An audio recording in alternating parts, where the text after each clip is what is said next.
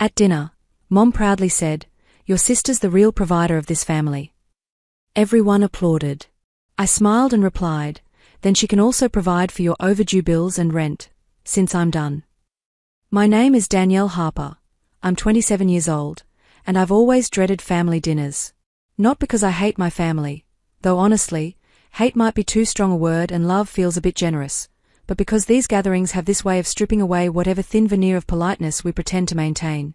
They transform courtesy into theater, affection into weapons. And tonight, at my cousin Veronica's birthday celebration, that theater was already falling apart before I even found my seat. The restaurant was one of those trendy places in downtown Austin, all Edison bulbs and exposed brick, where the clink of champagne glasses somehow sounds louder than the vintage jazz playing through hidden speakers. Every table around us buzzed with laughter, celebration, genuine joy. Our table? It looked like a stage set waiting for the next scene of dysfunction. My parents, Patricia and Robert, sat at one end, their smiles stretched too wide, pretending everything was perfectly fine. Veronica perched at the head of the table, her eyes nervously darting between me and my older sister, Natalie. And Natalie, God, Natalie was absolutely glowing in the attention. Perfect hair cascading over her shoulders, perfect smile plastered across her face, perfect illusion of having her life together. I recognized that look. Her version of confidence. But underneath? Pure desperation, the kind that feeds on being noticed, even if someone else has to bleed for it. "Danielle. Over here, sweetie," Mom called out in that sing-song voice that immediately put me on edge. "Sit next to your sister." Of course. Because why not position me as the emotional target before we'd even ordered appetizers? I slid into my seat, forced a polite smile, and grabbed the menu like a shield. I'd made myself a promise before walking in here: smile, nod, pay my share of the check, and go home. Keep it simple. Keep it civil. That was the plan, anyway. But Natalie had other plans entirely. She leaned back in her chair with that lazy confidence only freeloaders seem to master, legs crossed, one arm draped over the back of her seat. Then, loud enough for half the table to hear, she smirked at me. "Still single, Danny." Her voice dripped with fake concern. "I guess nobody wants to date a control freak." The table went silent for exactly 2 seconds before my parents chuckled. Dad shook his head like he'd just heard the punchline to a harmless joke. "Natalie, behave yourself," he said, but his smile never wavered. Heat flooded my cheeks, not from shame, but from that slow-burning anger I'd spent years learning to swallow. That familiar rage I'd been taught to keep buried because family doesn't fight in public. I forced myself to smile. "You're absolutely right," I said lightly, tilting my head at her. "Nobody wants to date a control freak." I paused, letting the moment breathe. "Just like nobody wants to pay your rent." Her smirk faltered. "What?" I leaned in slightly, keeping that same pleasant smile on my face. "Oh, that's right. The money comes from me." For one perfect heartbeat, nobody spoke. The air around our table seemed to crystallize. Mom froze mid-sip of her wine. Dad's hand stopped halfway to his water glass. Even Veronica looked up, eyes wide with shock. I pulled my phone from my purse with deliberate calm, unlocking it with a soft click. "Actually," I continued, my voice steady and clear, "it used to come from me." A few quick taps later, I opened my banking app. 1 swipe. 2 taps. The automatic rent transfer, cancelled. Another few swipes, and there went the utilities card, frozen. "Done," I said simply, setting my phone face down beside my plate. The silence that followed wasn't awkward. It was absolutely beautiful. Natalie's face drained of all color. "You're not serious." "Oh, I am." "Danny, this isn't funny." Her voice had an edge of panic now. "I'm not laughing." Dad cleared his throat, his jaw tight. "Danielle, this isn't the time or the place." "No," I cut him off quietly. "It's exactly the time and place. You all laughed when she mocked me. You all looked the other way when she took advantage of me. But now that I've stopped paying, suddenly it's inappropriate." Natalie shoved back her chair, her face flushed. "You're completely overreacting. It was just a joke." So was my financial stability, apparently. Her eyes darted to Mom for backup, but Mom was staring into her wine glass, lips pressed into a thin line. Dad looked ready to scold me, but seemed to have lost his prepared speech. I sat back, feeling strangely detached, like I was watching this scene from outside my own body. You've been mocking me for being alone, Natalie. But let me remind you, without me, you wouldn't even have a place to mock me from. The screech of her chair scraping against the hardwood floor cut through the tension like a knife. She stood abruptly, grabbing her designer handbag. You're insane, she hissed before storming toward the restrooms. Under the table, Veronica's hand found mine and squeezed gently.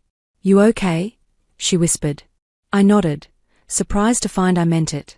Better than I've been in years. The rest of dinner limped along painfully.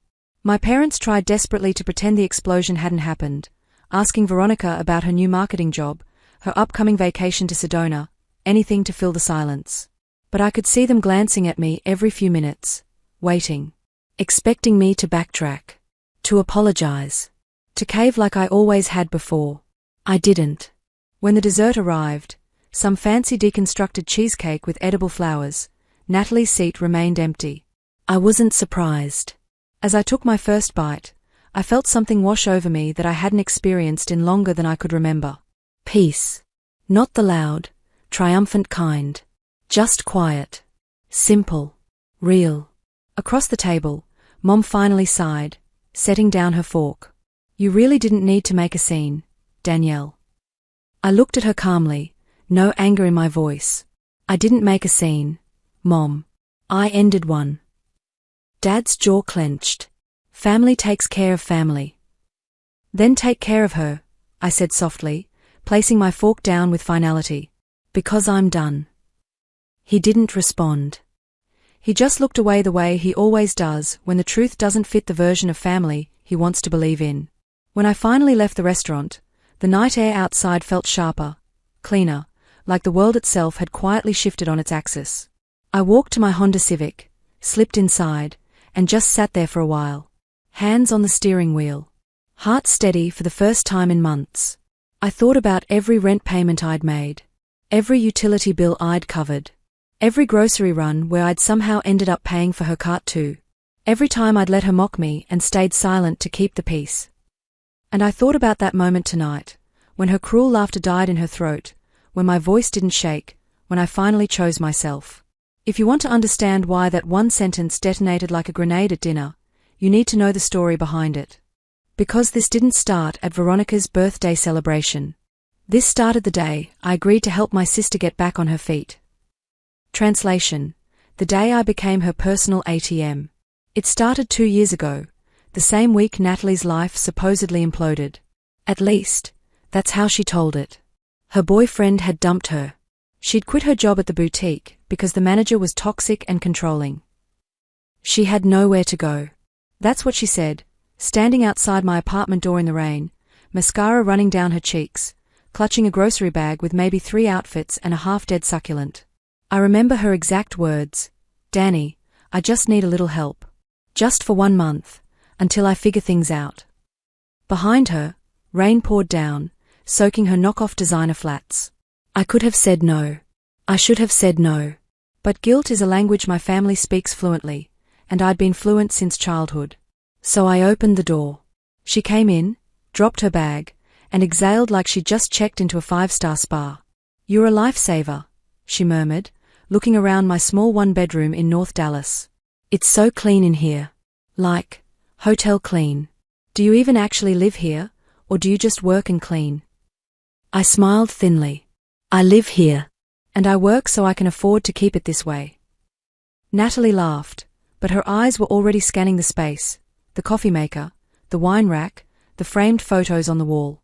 I could practically see the gears turning, calculating what she could borrow first.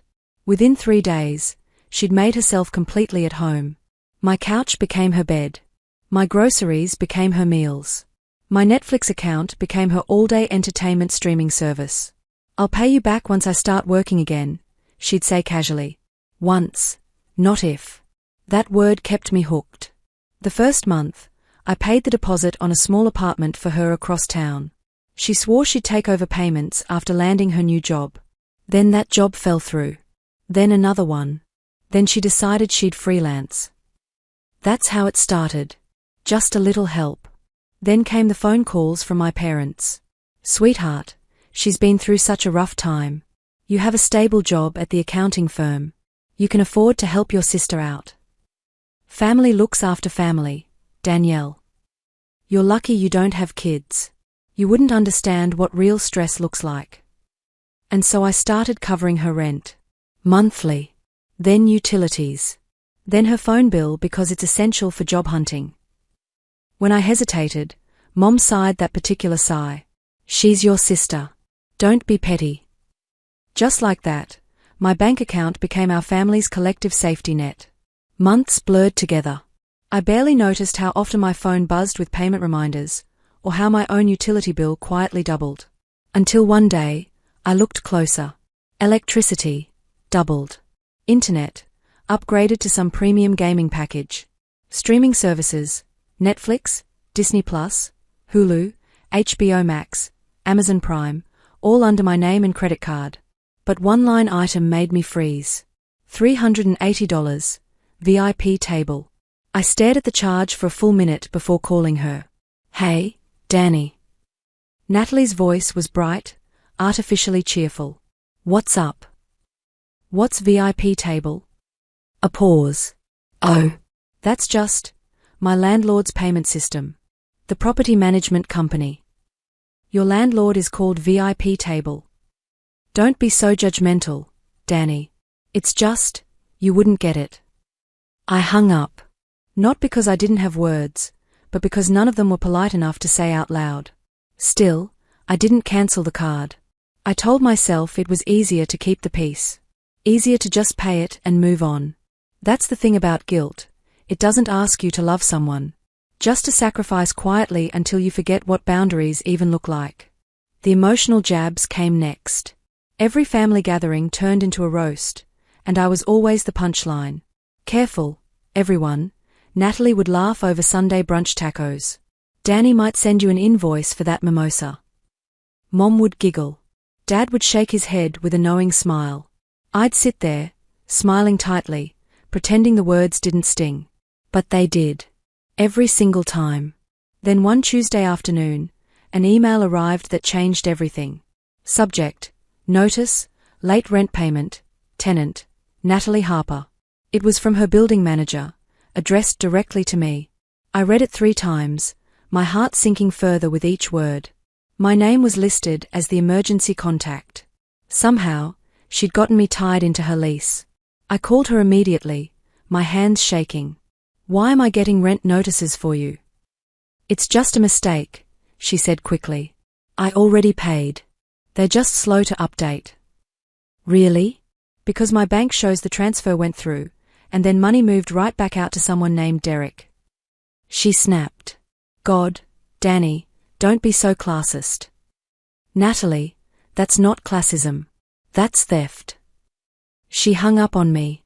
That Sunday, I printed out the email and brought it to lunch at my parents' house in Plano. When everyone sat down, I placed it in the middle of the table like evidence in a courtroom trial. What's this? Dad asked, frowning at the paper. Proof that Natalie isn't paying her rent. Even though I am. Mom pursed her lips. Danielle, why would you humiliate your sister like this? Humiliate her? My voice rose slightly.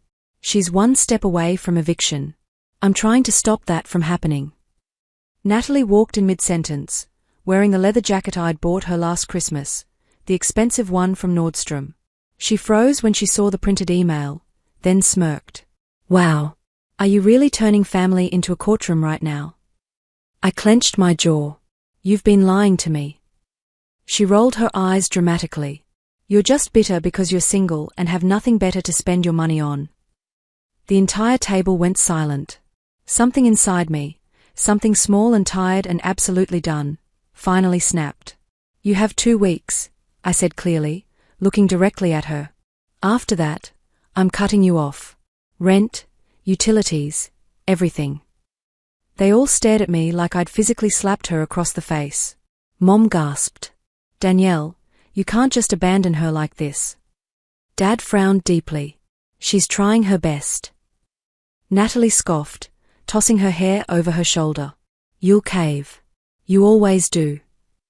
I didn't argue. I just stood up, gathered my purse, and walked out. That night, my phone exploded.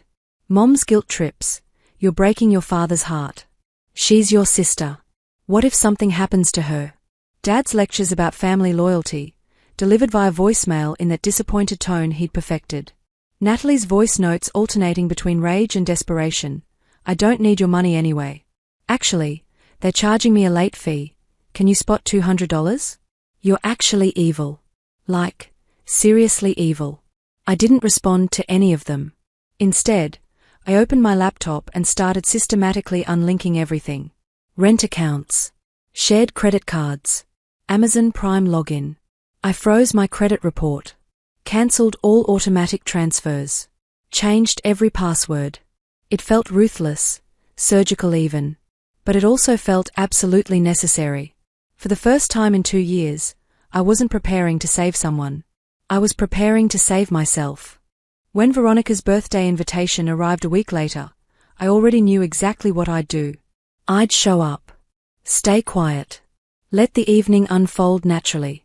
And if Natalie crossed the line one more time, I'd finish what I'd started. She did. The moment she mocked me at that restaurant, that smug, careless laugh, that public humiliation disguised as a joke, I knew it was the last time. By the time dessert arrived, I wasn't her savior anymore. I was her lesson. The following Sunday, my parents' house felt different when I walked in. Heavier. The dining room was already set. Pot roast, mashed potatoes, green beans, all the usual comfort foods. Except nobody looked comfortable. I'd brought something with me, another printed email. The latest late rent notice from Natalie's landlord. Natalie was late. Naturally. She always was. Mom gave me that tight, artificial smile she reserves for family issues that should stay private. Danielle, she said sweetly, let's not ruin lunch, okay? Sure, I replied. Then maybe your other daughter should stop using me like a credit card with no limit. Dad sighed heavily, like I'd already exhausted him just by existing. You're being dramatic again. Am I? I slid the folded paper across the table until it stopped directly in front of him. Read it. He hesitated before unfolding it. As his eyes scanned the page, his frown deepened into something darker. Mom glanced over his shoulder. What is that? A notice, I said calmly. From Natalie's landlord. She's behind on rent. Again. Even though I already transferred the money last month. Mom's eyes narrowed defensively. Danielle, we don't need to air every detail of your personal finances at the dinner table. This isn't about my finances, Mom. This is about lies. Just then, the front door opened. Natalie swept in like she was walking a runway, sunglasses perched on her head, that same Nordstrom jacket draped casually over one shoulder. Sorry, traffic on 75 was a nightmare, she announced breezily, like nothing was wrong. When she spotted the paper on the table, her smile faltered. What's this? She asked carefully. I didn't answer. Just watched her face. Dad cleared his throat. Your sister says you're behind on rent again. Natalie's eyes flicked between him and me. Then she laughed. Light, airy, completely fake. Oh, that? It's just a clerical error. Dana's being paranoid again. Then explain, I said evenly, why my transfer went through and then immediately disappeared into someone named Derek's account. Her smile froze in place. Wow. You actually track all that? That's kind of creepy, Danny. Call it whatever you want. I'm done paying for your clerical errors. Natalie scoffed. Oh, please. You think you're so perfect because you have your little job and your neat apartment. You're miserable, Danielle. Everyone knows it. Girls, stop, Mom hissed. But I was past stopping. At least I pay for my own life, I said quietly. Natalie leaned forward. You're just jealous. Of what? I asked. Your unpaid bills? Your fake luxury lifestyle? Her face flushed red. You're just bitter because you're single and have nothing better to do than control everyone else's lives. The words hit harder than I expected, not because they were true, but because I suddenly realized how often she'd weaponized my insecurities against me. She'd always known exactly where to stab. Dad slammed his hand on the table. Enough. Everyone froze. In the thick silence that followed, I found my voice again. Calm. Final. You have 2 weeks, I said, looking straight at Natalie. After that, I'm done. Rent. Utilities. Phone bill. All of it. The room went completely still. Even the clock on the wall seemed to stop ticking. Mom's voice came out small but sharp. Danielle, you can't just abandon your sister like this. I met her eyes steadily. She's 33 years old. Mom. I'm not abandoning her. I'm setting her free. Natalie let out a harsh, humorless laugh. You'll cave. You always do. But I didn't answer.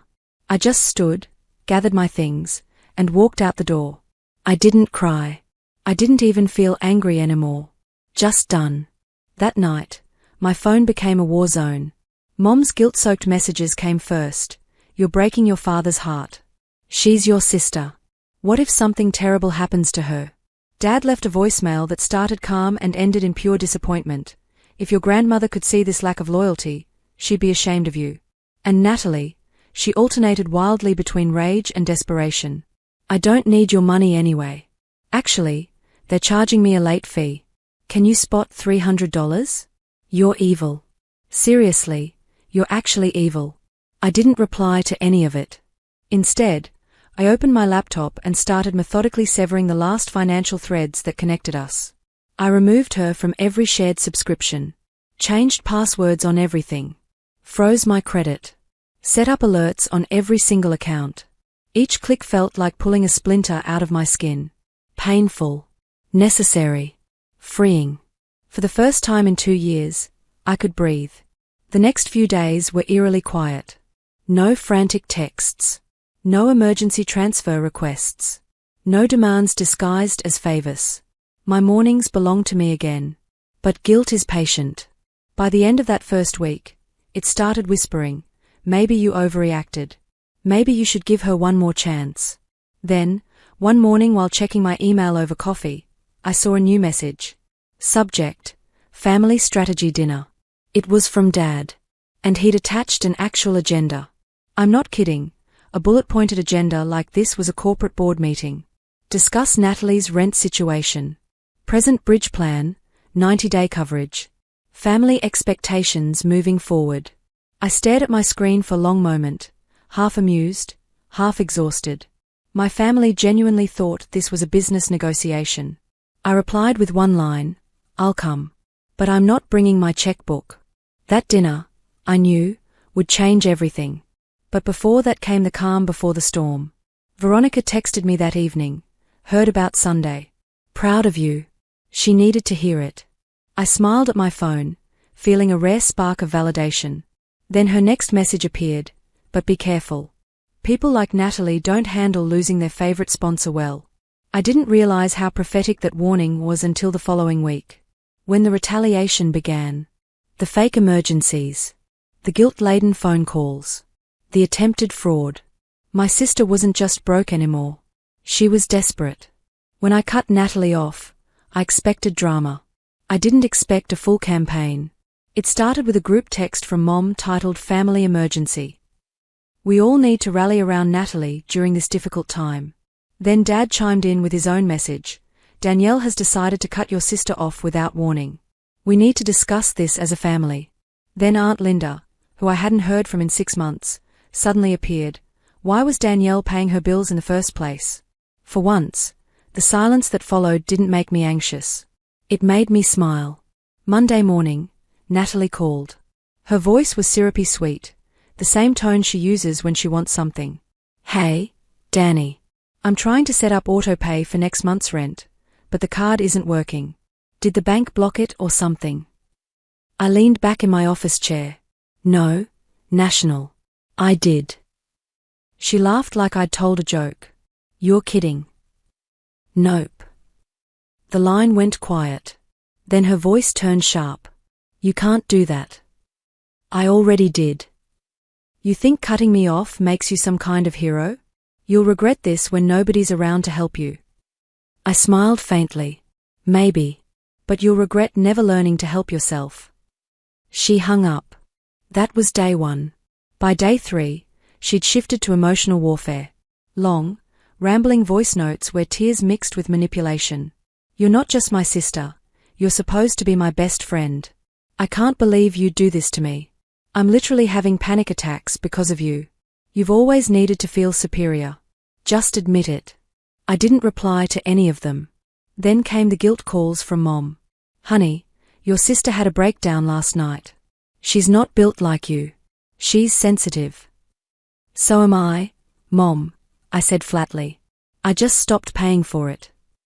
By Thursday, the tactics shifted from pleading to pure rage.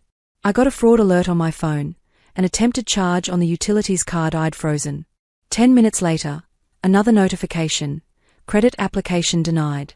She tried to open a new credit line using my information. I immediately blocked her number, reported the attempted fraud, and closed the shared account completely. The silence after that felt almost sacred. But peace never lasts long in my family. Friday afternoon, my phone buzzed. Unknown number. This is Paul, your sister's property manager.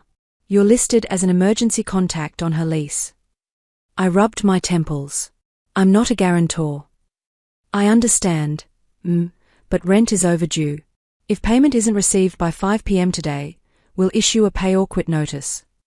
Then do your job, I said calmly, and remove my contact information from your system. A pause. Then an almost amused chuckle. Will do. Have a good day, Ms. Harper. Click. One more rope cut clean. That evening, I made myself tea, sat on my balcony, and watched the sunset over Dallas. The city felt different. Quieter. Lighter. For years, I'd been living under a constant hum of anxiety, always bracing for the next emergency. And now? Nothing. Just me, my silence, and the kind of peace money can't buy. But family debt doesn't vanish overnight. At 9 p.m., my phone lit up again. Mom, this time. I almost ignored it, but something in me wanted to hear what guilt sounded like tonight. Danielle, your sister's having a panic attack. She says she can't breathe. She'll be fine.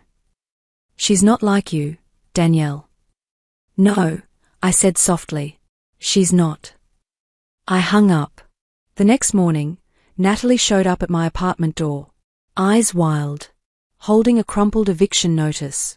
You did this, she shouted. They want $1,200 by 5 p.m. What am I supposed to do? Sell the jacket, I said calmly. Sell the watch. Call your club friends. You'll figure it out. I'm not pawning my life, Danielle. You've been pawning mine for 2 years, I replied, and closed the door. She pounded on it once more, then stormed off down the hallway. 10 minutes later, my phone buzzed. A long text from Mom. If she gets evicted, that's on your conscience. I typed back, if she gets evicted, that's on her lease. Then I silenced the entire group chat. That afternoon, another email arrived. Family strategy dinner, Sunday 6 p.m., attendance mandatory. Of course it was mandatory. Dad loved structure and control. He probably had a PowerPoint ready. But for the first time, I didn't feel dread. I felt ready. Because boundaries mean nothing if you only draw them in private. Sometimes you have to defend them in front of the very people who taught you to erase them.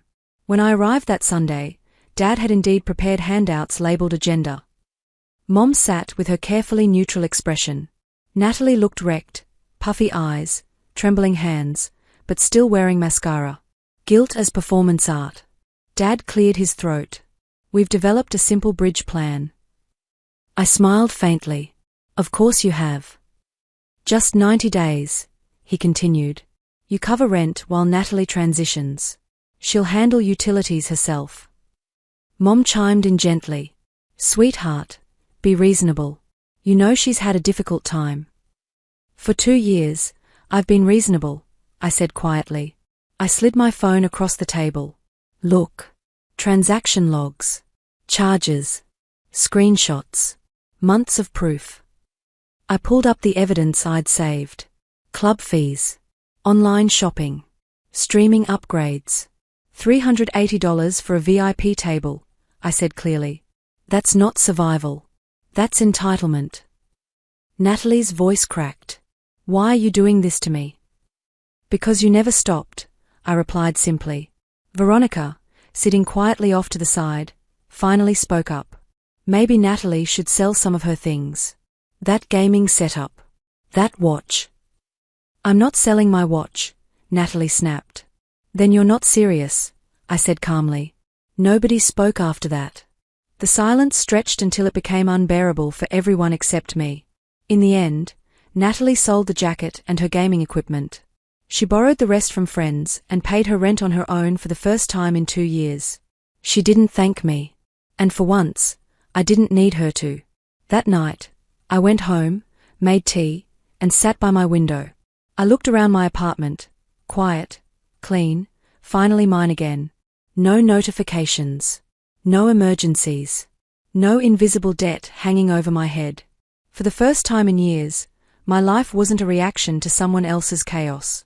It was simply mine. It's strange how quiet peace can feel after years of chaos.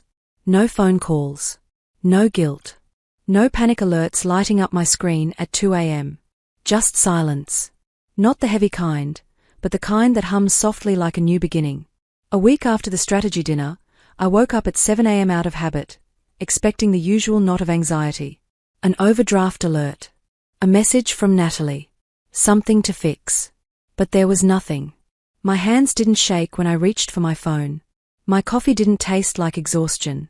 It just tasted like coffee. For the first time in forever, I sat there and actually enjoyed it. When I got to work that morning, Cameron, my boyfriend of 8 months, was waiting outside with 2 lattes and that quiet smile that always made me feel safe. He'd stayed mostly out of the drama, respecting my space, but he'd witnessed the emotional toll it took on me. He handed me the coffee. So, how's freedom treating you? Lighter, I said, smiling. Weirdly light. He nodded. It's supposed to feel weird. You spent years carrying weight that wasn't yours. I looked at him, struck by how rare it was for someone to say that without judgment or pity. Just simple truth. That afternoon, Veronica texted me. She paid her rent. Barely. Sold some stuff, borrowed the rest. I stared at the message for a long time. Relief wasn't the emotion I expected, but it came anyway. For once, Natalie had figured something out without me. A few weeks passed quietly. My parents reached out cautiously, like people approaching a wild animal they'd underestimated. Mom sent recipes as peace offerings. Made your favorite chili today. Miss you. Dad left a short voicemail. You were right about some things. I didn't rush to reply. I wasn't angry anymore. Just careful. Natalie, meanwhile, went completely silent. No texts. No calls. The absence felt strange, but I didn't mourn it. Boundaries mean accepting silence, even when you crave closure. 2 months later, Veronica invited me to her new apartment for a small get-together. When I walked in, the first person I saw was Natalie. She looked different. Smaller, not physically, but energetically. No designer jacket. No full face of makeup. No entitled gleam in her eyes. Just tired. Human. She glanced up, and for a moment I thought she'd look away. But she didn't. Hey, she said quietly. Hey. We stood in awkward silence until Veronica swooped in with her usual bright energy. Look at my 2 favorite cousins finally in the same room. Who wants wine? We both laughed, hesitant, but real. Later, when the noise died down and most guests had left, Natalie came over to where I stood on the balcony. I sold the watch, she said softly. And the bag. Even picked up warehouse shifts at Target. It's humbling. I'm glad, I said simply. She looked down at her hands. I used to tell myself you only helped because you liked controlling people. But I get it now. You just didn't know how to stop. That made me pause. You're not wrong. She nodded, eyes glistening slightly. I'm sorry, Danny. It wasn't dramatic. No tears, no movie moment hug. Just two women standing in the quiet truth of what they'd done to each other, and what they were finally learning to undo. Weeks passed. Seasons shifted. My life filled with small, peaceful rituals. Thursday pottery classes. Sunday morning runs with Cameron through White Rock Lake. Late dinners with Veronica. I started reclaiming corners of my life I'd given away, one transaction at a time. My couch wasn't a guest bed anymore. My paycheck stayed in my account. My energy wasn't spent patching up someone else's poor choices. One evening, I sat on that same couch scrolling through old photos on my phone and stumbled upon one from 2 years ago. Me and Natalie at a coffee shop in Deep Ellum. Her smiling wide, carefree, while I looked absolutely exhausted, eyes red from crying over something I couldn't even remember now. I did remember that day, though. She'd asked for one last loan. I'd said yes. I stared at that photo for a long moment. Then I deleted it. Not out of anger. Out of peace. Months later, I saw a photo of Natalie pop up on Instagram. She was standing in front of a small, bare apartment. Mismatched furniture from thrift stores. A mattress still on the floor. A single plant on the windowsill. The same succulent she'd brought when she first showed up at my door 2 years ago. Somehow, miraculously, still alive. I didn't feel pity. I didn't feel smug satisfaction either. I just felt free. Because maybe that's what real love actually is. Not saving someone over and over until you're both drowning, but finally letting them face their own darkness so they can find their own light. That night, I sent her a short text, "Proud of you." She replied hours later, "Thanks for everything. Even the hard part." Sometime after midnight, I lay in bed, the quiet filling every corner of my room. I realized something I'd never allowed myself to believe before. Boundaries aren't cruel. They're the most honest form of love there is. Love without boundaries isn't compassion. It's debt dressed up as devotion. For years, I'd mistaken silence for peace and sacrifice for loyalty. But now I knew the truth. Sometimes you don't need to raise your voice to win. You just quietly pull the plug and watch the lights go out on a situation that was never sustainable in the first place. The following Sunday, I went to brunch with Cameron and Veronica at our favorite spot in Bishop Arts District. The sun streamed through the windows. Jazz played softly in the background. My avocado toast sat perfectly plated in front of me. Veronica raised her mimosa. To Danielle. For finally choosing herself. Cameron raised his coffee. To boundaries. I raised my orange juice, smiling. To freedom. We clinked glasses, and for the first time in longer than I could remember, I felt completely, genuinely happy. Not the temporary kind that fades when reality creeps back in. The deep, settled kind that comes from knowing you're finally living a life that's truly yours. My phone buzzed on the table. A text from Mom. "Sunday dinner next week? Would love to see you." I looked at it for a moment, then typed back, "I'll let you know. Busy week." I didn't owe anyone an immediate yes anymore. I didn't owe anyone access to my time, my money, or my peace just because we shared DNA. I'd learned the hardest lesson of my life. You can love your family from a distance. You can care about them without carrying them. You can be kind without being consumed. And sometimes, the most loving thing you can do for someone is let them stand on their own 2 feet, even if they stumble at first. As we finished brunch and walked out into the warm Texas sunshine, Cameron took my hand. "You seem different," he said, squeezing gently. "Lighter." I smiled, looking up at the clear blue sky. "I am." Because for the first time in my adult life, I wasn't walking through the world weighed down by someone else's choices. I was just walking. Free. Whole. Finally, completely myself. And that, I realized, was worth more than any amount of money I'd ever spent trying to save someone who didn't want to be saved. Sometimes the most powerful thing you can say isn't "I love you." It's "I'm done." And sometimes, the most loving thing you can do is walk away and let someone learn to save themselves.